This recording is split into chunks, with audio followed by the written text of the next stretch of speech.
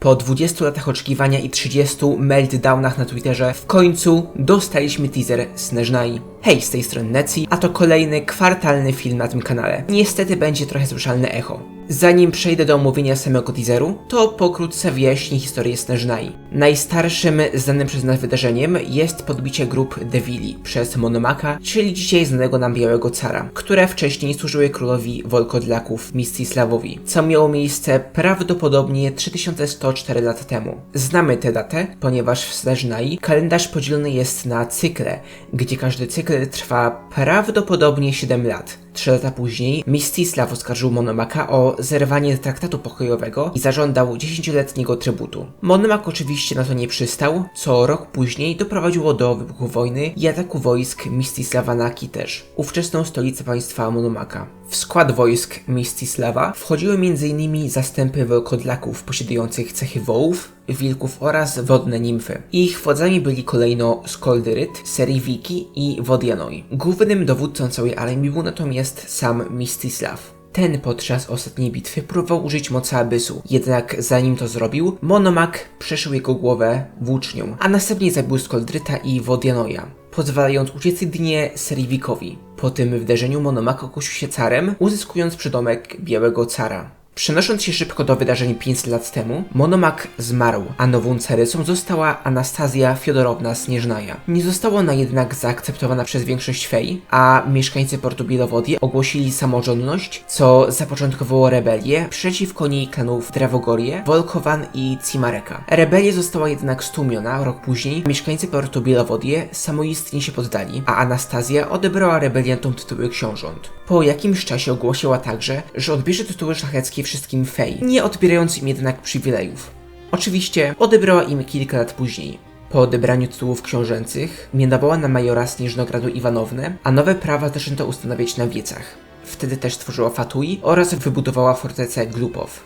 Koniec ogólnej historii. Oczywiście jest wiele rzeczy, o których nie powiedziałem, jednak przejdźmy już do teaseru. Z wszystkich nowych postaci prawdopodobnie najwięcej wiemy o Wodianicie. Jest ona Serenią Fey, sopranem w trupie królewskiej, czyli jak nazywa gra Królewski Trup. Na teaserze możemy zobaczyć, że ma ona Hydrovision. I jest to wszystko, co o niej wiemy. Widać, jak mało informacji mamy na temat tych postaci. Kolejne dwie osoby to Aljosza oraz Odette. Alioszę widzieliśmy już na poprzednim teaserze Snezhnai i mogliśmy na niej zauważyć, że posiada on mocy Elektro. Nie wiemy jednak, czy pozwala mu na to Vision czy Stellar Linchpin. Nie jestem pewien, czy należy on do grupy królewskiej, jednak Odette już powinna. Imię Odette nawiązuje do głównej bohaterki baletu Jezioro Łabędzie. Na jej plecach widać prawdopodobnie Cryo Stellar Linchpin. Z samego wyglądu może być ona wariantem Grizio z Honkaia 3. Valerii to postać, o której mogliśmy już w tym patchu usłyszeć. Jest on majorem oddziału Fatui. Prawdopodobnie mocno ceniąc sobie uprzejmość i zmusz swoich podobiecznych do traktowania każdego z szacunkiem. Z tego też powodu on sam tym szacunkiem jest obdarzony przez innych. Vesna, która jest jedną z Devila, to dowódczyni drużyny, czyli specjalnego oddziału pilnującego porządków Snezhnai. Posiada ona Anemo Stellar Linchpin. Usłyszeć o niej mogliśmy już w wersji Luna 6, od znajdującej się w okolicach portu Dorman Tutczewy, która próbuje odnaleźć zapach perfum używanych lat temu na dworze Wielkiej Księżnej Devila. Kolejna postać to Danika i o niej nie mogę zbytnio nic powiedzieć, oprócz tego, że jest ona prawdopodobnie Anemo. Noi. Bez wątpienia jeden z fej. Jak zauważył jeden z teoretyków Hauke, jego imię może być skrótem od Wodianoi, czyli naszego wodnika. Nie powiem, stworzy są bardzo podobni. Noi wydaje się być także osobą, która pamięta stare czasy, nazywając aktualne czasami pokoju w porównaniu z dawnymi. Może on w takim razie pamiętać nawet wojnę Monomaka z Mstislavem. Z Nojem będącym Wodianojem jest jednak pewien problem. Wodianoi miał zostać zabity przez Monomaka. Nie jest jednak wykluczone, że może być to jeden z jego potomków, albo jest on jego reinkarnacją. Podobnie jak było z Hydrosmokiem i Neviletem. Według mnie może on być Pyro albo Elektro. Mitya. Według mnie może on być w jakiś sposób powiązany z Hexenzirkel albo samą Alice, na co wskazuje jego design. Prawdopodobnie jest on jednym z uczonych Snezhnai, na co wskazuje symbol atomu, książki i to, że prawdopodobnie jego zadaniem może być konserwowanie latarni Kresnika. Istnieje też szansa na to, że jest on wariantem Einsteina z Honkaia 3. Według mnie używa on Gio. W końcu przechodzimy do samej caricy, Anastazji Fiodorowny Snieżnai. Z samego wyglądu możemy zobaczyć, że jest ona Śniegóroczką. Prawdopodobnie wiemy też już, dlaczego tak bardzo zmieniło się po kataklizmie w Kenria.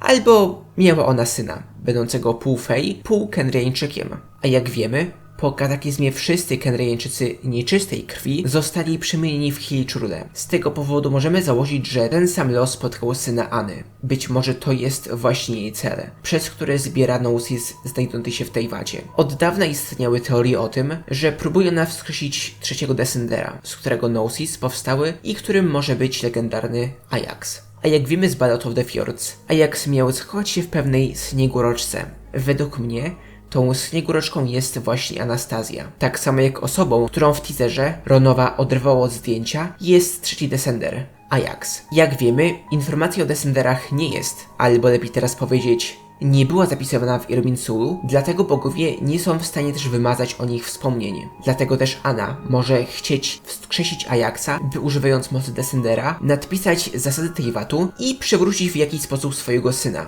W końcu, jak powiedziała w teaserze, boskie zasady zniszczyły naszą miłość. Z tego, co dalej o niej wiemy, to używa ona Polearma. W dalszej części teaseru możemy zobaczyć, że rozgrywa ona partię szachów z Naberius/Reindotir. Nie jest to jednak partia Deep Blue vs Kasparow, którą mogliśmy zobaczyć w Winter Night Lazzo, a Alekhine vs Yates, co zauważył na reddicie Double Orange. Co jest jednak ciekawe, w prawdziwej grze król postawiony został na E5, co zwyciężyło białym grę poprzez poddanie się czarnych. Na teaserze Ana jednak ruszyła kolejny raz, stawiając króla, czyli Cryonosis na F5.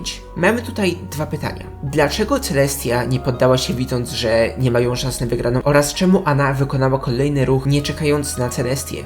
Dodatkowo w ten sposób postawiła się w bardzo złej sytuacji, ponieważ w tym momencie przeciwna wieża może ją bardzo łatwo zbić, kończąc w ten sposób grę na jej niekorzyść. Być może Ana postanowi poświęcić się, aby mógł uratować ją Zhongli, który jako jedyny z Arkonów dalej gra na szachownicy. Samo ustawienie Gnosis jest tutaj bardzo ciekawe. Na szachownicy dalej są Cryo i Geonosis, reprezentujące Anastazję i Zhongliego. Natomiast poza nią są Anemo, Elektro, Dendro i Hydronosis, z czego Anemo i Hydro są przewrócone. Może to symbolizować fakt, że Venli oraz Furina wypadli z gry, natomiast Nahida i jej, o ile nie są już najważniejszymi pionkami, dalej stoją u boku, czekając w gotowości. Powiem teraz coś bardzo kontrowersyjnego, ale Anastazja może być wariantem broni. Zanim zaczniecie rzucać pomidorami, powiedzcie mi, w jaki sposób można nie widzieć między nimi żadnego podobieństwa. Nawet kształt kolczyków mają bardzo podobny. Plus jest to ostatnia osoba z Wielkiej Trójki Honkaja, która nie ma swojego wariantu w Genshinie. I jeszcze zanim skończę wspomnę, że w jedynym momencie teasera, gdzie możemy zobaczyć Harbingerów, przeprowadzany jest wspomniany już przeze mnie wcześniej wiec. Okej, to na tyle na dzisiaj. Idę nagrywać i montować, żebyście mieli ten film jak najszybciej. Pa, pa.